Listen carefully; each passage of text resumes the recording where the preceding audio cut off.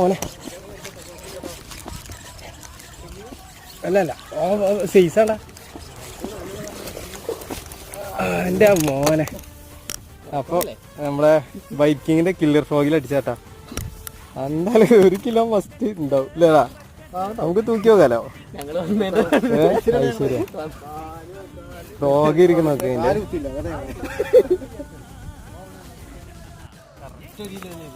Frog ഉണ്ടാക്കി കിട്ടിയിരിക്കുന്ന സാധനം ബൈക്കിങ്ങിന്റെ കില്ലർ ഫ്രോഗ് 8 ഗ്രാമിൻ്റെ കേട്ടാ.